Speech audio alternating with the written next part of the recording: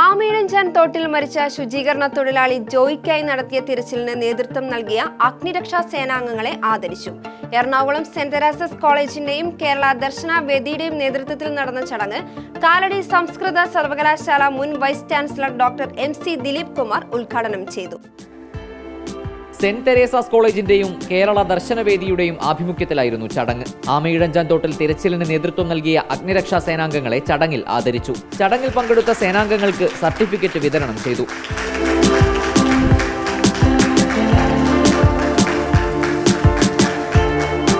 കേരളത്തിലെ ഈ ഓടകളെല്ലാം കടന്നു പോകുന്ന സംഭവങ്ങൾ ശുദ്ധീകരിക്കുന്നതിനുള്ള ഒരു സന്ദേശം സമൂഹത്തിനുണ്ടാകണം എന്നുള്ള കാഴ്ചപ്പാടോട് കൂടിയിട്ടാണ് ഇത്തരമൊരു പരിപാടി സംഘടിപ്പിച്ചത്. College principal doctor Alphonsa Vijaya Joseph അധ്യക്ഷത വഹിച്ചു.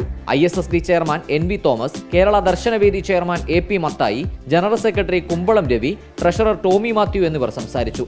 കേന്ദ്ര ആഭ്യന്തര മന്ത്രാലയത്തിന്റെ ഡിസ്ക ആൻഡ് കമൻഡേഷൻ അവാർഡ് ലഭിച്ച ജില്ലാ ഫയർ ഓഫീസർ K ഹരികുമാറിനെയും ചടങ്ങിൽ ആദരിച്ചു. റിപ്പോർട്ടർ, കൊച്ചി.